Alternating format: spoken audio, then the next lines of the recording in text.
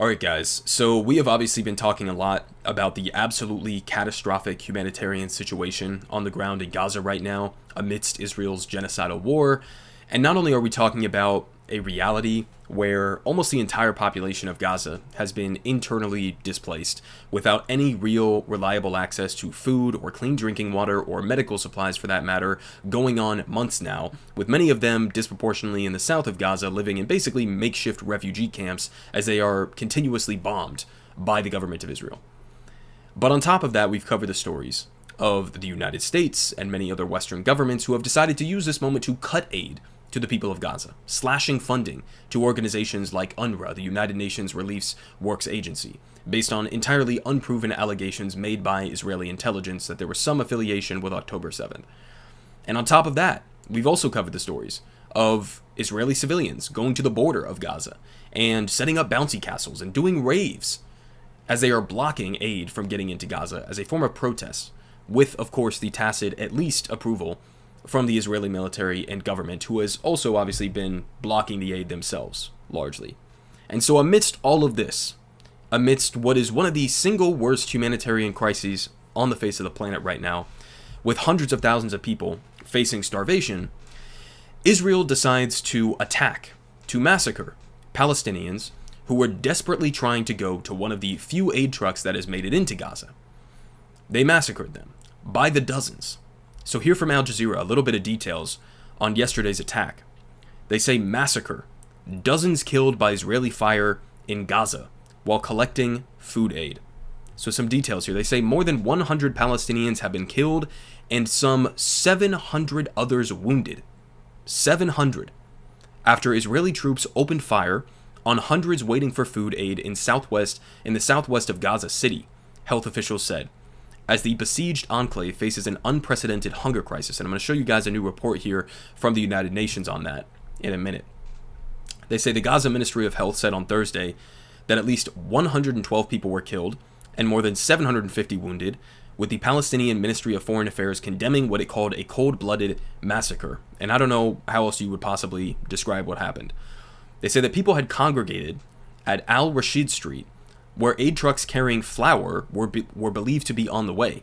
Al Jazeera verified footage showing the bodies of dozens killed and wounded Palestinians carried onto trucks as no ambulances could reach the area. They got a quote here saying, "We went to get flour. The Israeli army shot at us. There are many martyrs on the ground. And until this moment, we are withdrawing them. There is no first aid." So, I mean, you got a situation here where some of these aid trucks were turned into trucks that had to carry the bodies of people who were killed trying to go and get that aid, or wounded trying to go and get that aid by Israel. They say reporting from the scene, Al Jazeera's Ismail Al-Ghul said that after opening fire, Israeli tanks advanced and ran over many of the dead and injured bodies. Quote, "It is a massacre on top of the starvation threatening citizens in Gaza. Israeli tanks running over dead and injured bodies." They say the dead and wounded have been taken to 4 medical centers: Al-Shifa, Kamal Adwan, Ali, and the Jordanian hospitals. Ambulances could not reach the area as the roads had been totally destroyed. They say the numbers will rise. Hospitals are no longer able to accommodate the huge number of patients because they lack fuel, let alone medicine. Hospitals have also run out of blood. They say reporting from occupied East Jerusalem, Al Jazeera's Bernard Smith said the Israeli military initially tried to pin the blame on the crowd, saying that dozens were hurt as a consequence of being crushed and trampled when aid trucks arrived. I'm going to show you the IDF tweet here in a minute. The idea that the crowd of people who are rushing to get aid are to blame, even if some of them were trampled, is totally insane. Why are they rushing to get aid? Why are they so desperate to go and rush to these food trucks? Could it be that they are facing a man-made starvation crisis right now? Could that be maybe an explanation for the sense of urgency there from a crowd like this? But to pin the blame on them, especially after you had opened fire on them, I mean, it's as despicable as it can possibly get.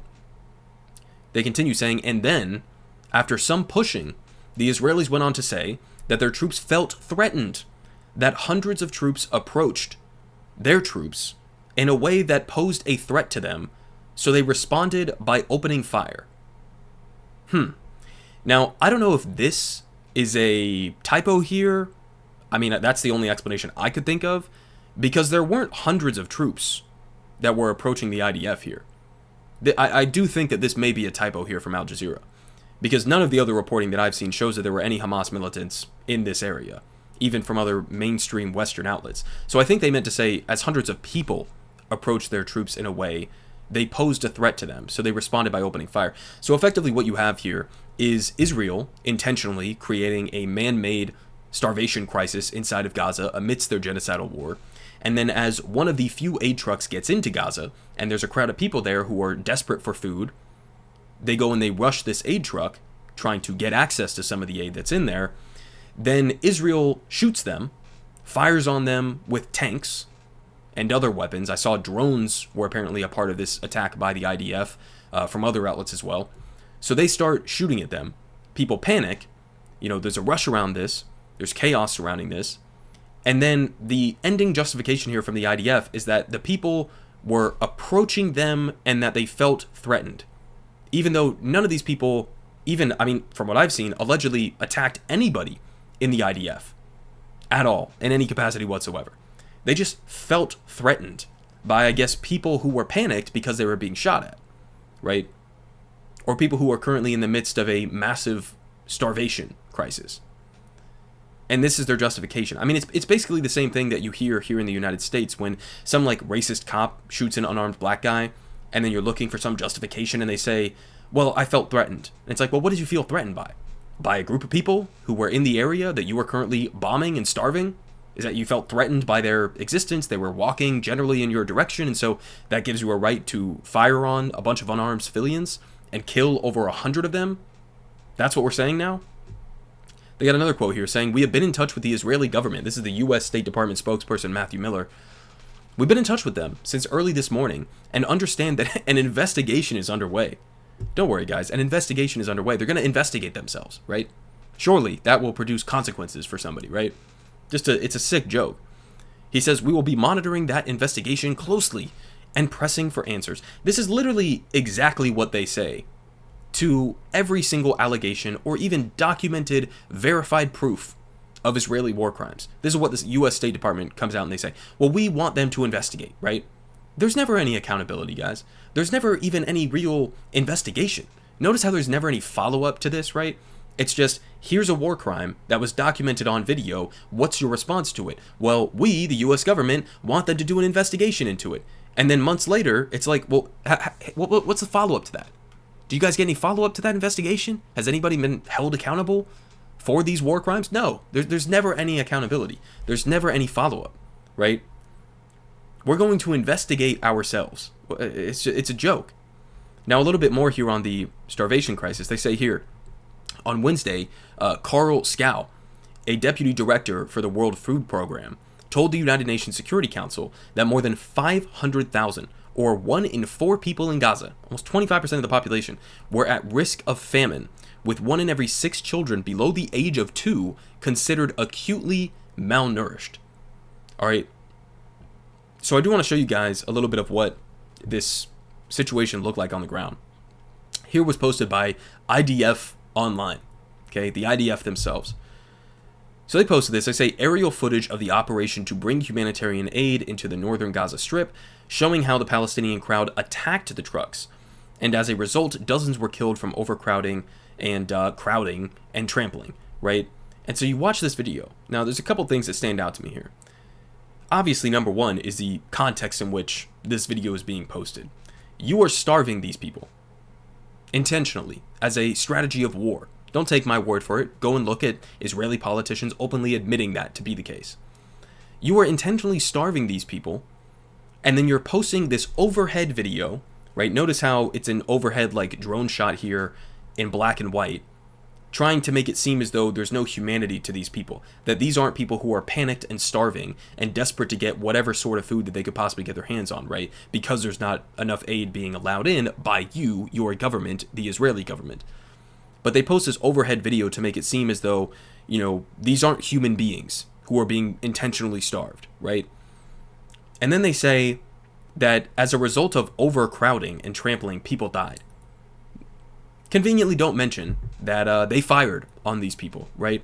And so to show you some of the aftermath of what it actually looked like, here's some videos that we got from Al Jazeera on what it looked like on the ground. I mean, you can see obviously wounded people here being taken. I mean, it looks like on a, some sort of a horse-drawn carriage there to wherever they can find some even semi-functioning medical facility nearby. There it looks like you have somebody who had a torn bag of what may be flour, trying desperately to put it back into the bag to take with them. You see people over here carrying some of the bags of flour away from this carnage. We had other videos as well that were circulating. Here was one where you can see people running away from some of the Israeli fire. So you see people obviously just like desperately fleeing from the situation. Later on in this video, they show the Israeli tanks that were doing some of the firing in this. We also had this here, also from Al Jazeera, where you can hear some of the gunshots. Let's just listen to a little bit of this.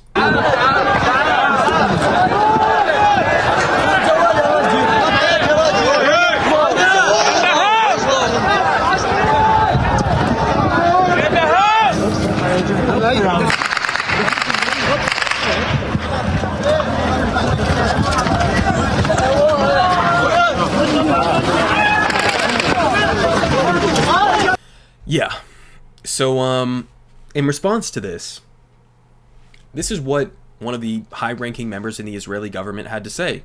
Itamar Ben-Gvir, a settler terrorist, is I think the best way to describe him, and also the Minister of National Security of Israel. He said this: "Total support must be given to our heroic fighters operating in Gaza who acted excellently against the Gazan mob that tried to harm them.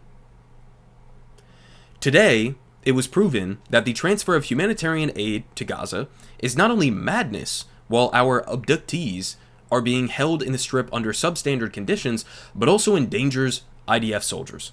This is another clear reason why we must stop transferring this aid." So, again, just to recap here, you have the Israeli government that is intentionally starving civilians as a tactic of their genocidal war on the people of Gaza.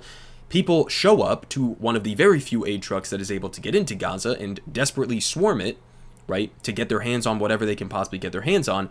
And in this situation, after the IDF, the Israeli security forces, fired on these people and killed over 100 of them, the Minister of National Security's response is to say, this is evidence that we should actually cut aid to Gaza, that we should stop giving them aid entirely. I mean, what do you even say? What do you even say to this?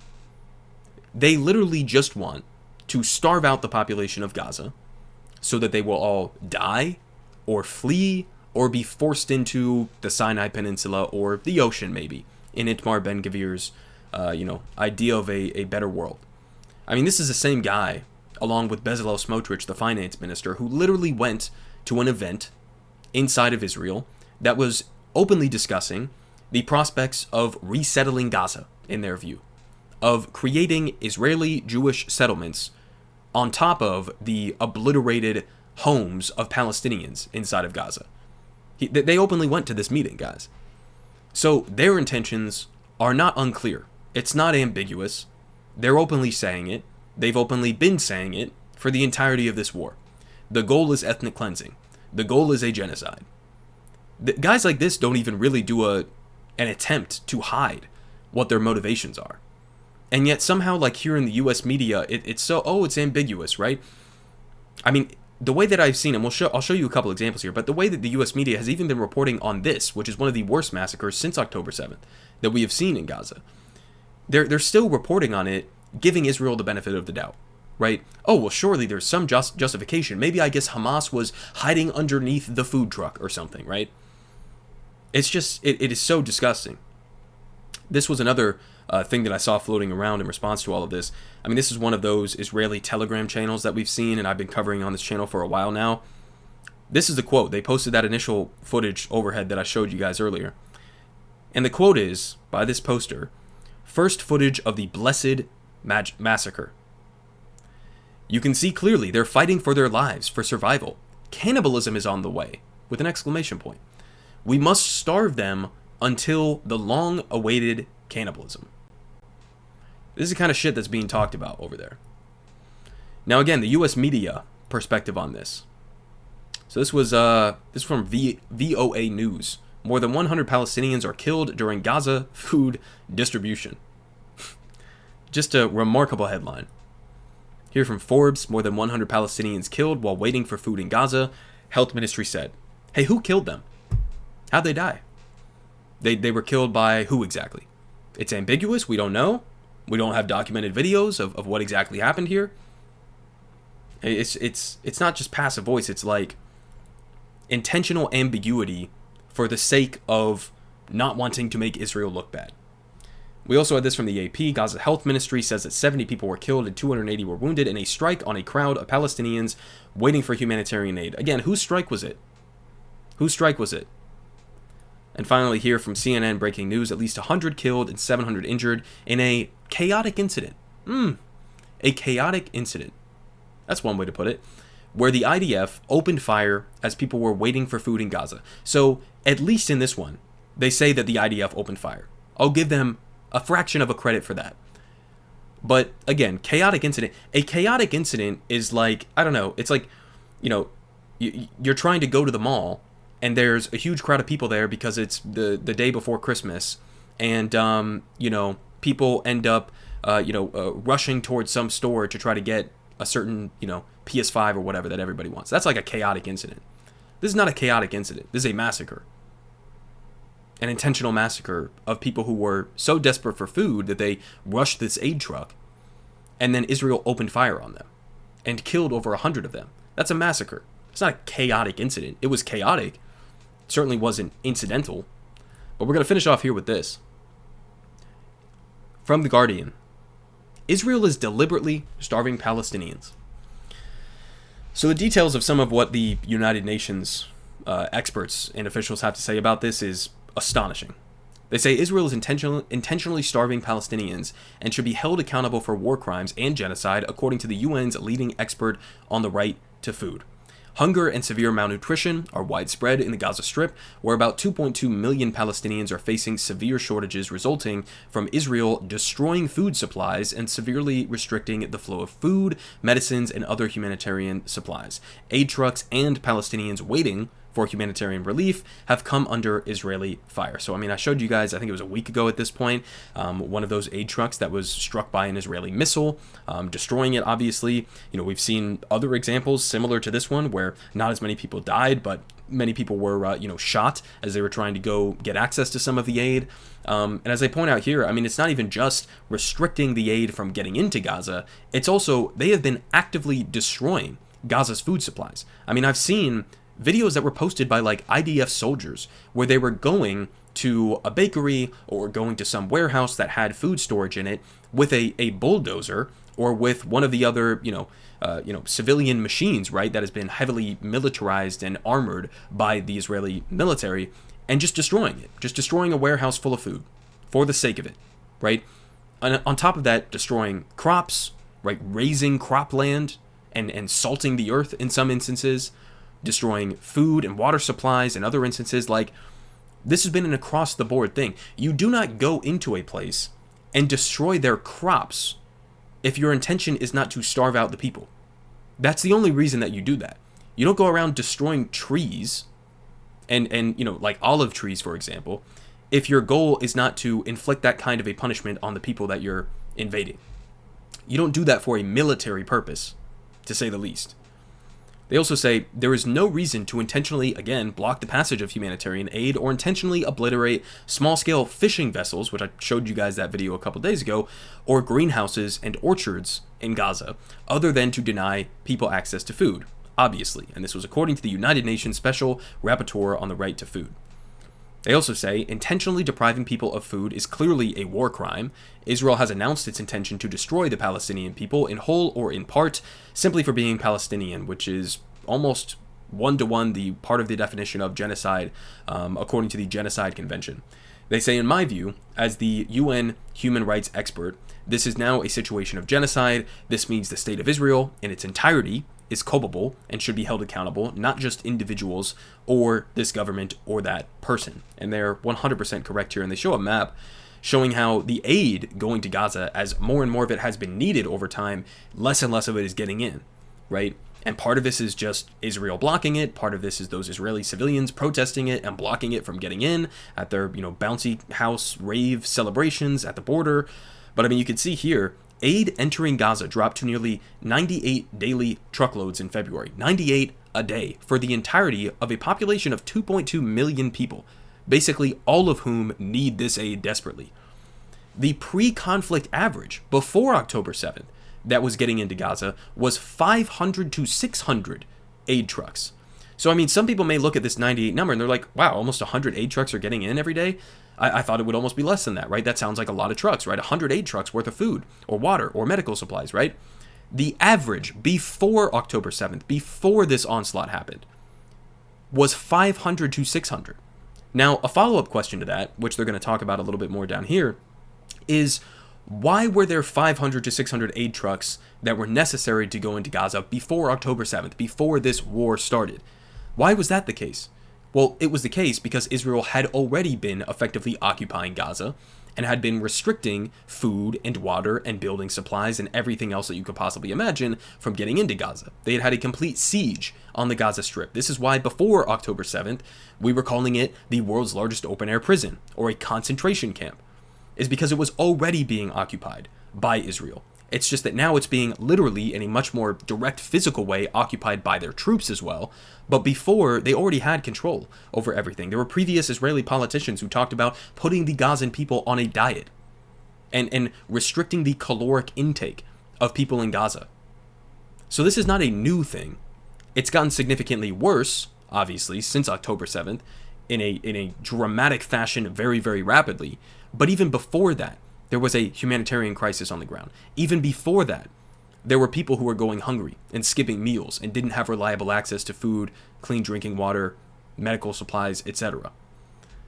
And so we continue on here. They say before the conflict, again, exactly what I was just saying, 85% of children under 5 in Gaza consumed 4 or fewer food groups per day. Now, 90% of children under the age of 2 face severe food shortages. And they break it down here. I mean, look at this statistic down here. Households in Gaza eating only 1 meal a day. 64%. A majority of the people in Gaza are only eating 1 meal per day. Some of them are eating 0 meals per day. Some of them are having to go and scrounge around for scraps, or in some cases, even eating grass. That's how little food there is accessible to the people of Gaza, as they're also obviously facing a direct threat from the bombs dropping on their heads. They say here, on average, the households surveyed had less than 1 liter of safe water per person per day. At least 90% of children under 5 are affected by one or more infectious disease. Let me say that sentence again. At least 90% of children under the age of 5, okay, we're almost talking to just about infants here at this point, are affected by one or more infectious diseases. They say the speed of the malnutrition crisis speaks to the fact that even before this war, half of Gazans were food insecure, and almost 80% relied on humanitarian aid due to the 16-year blockade. So part of the reason why this has gotten so bad so quickly is not just because of the scale of the military offensive, but it's because before October 7th, they didn't have enough, because Israel was preventing them from having enough. They had a 16-year blockade and a siege and an occupation of the Gaza Strip. So this was like the most fragile place you could possibly imagine for a massive military campaign like this to happen in the first place, right? And they go in and then further restrict the aid that's able to get into Gaza from even its pre-war average of 500 to 600. Now it's less than 100 after the humanitarian crisis has, in an immeasurable way worsened. And they also say that a 2019 study on a small-scale agriculture in the Palestinian territories found that, quote, the Israeli occupation is the most important single driver of food and nutrition insecurity. And we're going to finish off with just a couple more things here. They say, we have never seen a civilian population made to go so hungry so quickly and so completely that it is the consensus among starvation experts. Israel is not just targeting civilians, it is trying to damn the future of the Palestinian people by harming their children. The catastrophic situation could still get worse, somehow, In late January, more than a dozen countries, including the United States, the United Kingdom, Germany, Australia, and Canada, suspended funding to UNRWA, which is what I was talking about at the beginning of this video, somehow making this situation even worse than it already is. And we'll finish off here. They say on Monday, Amnesty International said that Israel had failed to take even the bare minimum steps to comply with the ICJ ruling to ensure the sufficient life-saving goods and services reaching a population at a risk of genocide and on the brink of famine. So, I mean, we obviously do have the continuation of that ongoing ICJ case, the International Court of Justice case, brought by South Africa against Israel for genocide. Since that case, the first preliminary ruling came out, finding genocide to be plausible, Israel has worsened their handling of this. They have not improved it. They have not listened to what the ICJ said and told them that they had to do as a signatory to the ICJ. They didn't change anything for the better. They actively and aggressively and quickly made it worse. Okay? So, I mean, listen, guys, I don't know what more can be said about this other than there absolutely obviously needs to be an immediate ceasefire, a drastic increase in the amount of humanitarian aid that's getting into Gaza, and some sort of a return to, normalization, which again, even for the people of Gaza is not normal by any stretch of the imagination. But, to avert the deaths of potentially hundreds of thousands of people from starvation and disease and from bombing campaigns and from Israeli snipers and whatever other methods of death that Israel wants to inflict on the Palestinian people, to prevent hundreds of thousands of people from dying in the next year, the next couple of months of this war, depending on how long it ends up going. This needs to be drastically changed, right? And so, I mean, there's been a lot of pressure that has been applied on the Biden administration with what happened in Michigan recently and other, protests and other tactics that have been used. Is it going to be enough to force him to finally get on the phone with Bibi and pressure him and use some of the leverage that he has at his disposal to, bring an end to this? I don't know. But, I mean, it doesn't seem like it can get much worse from here. And somehow, as we continue on the trajectory that we currently are on, it does seem like it's going to get worse.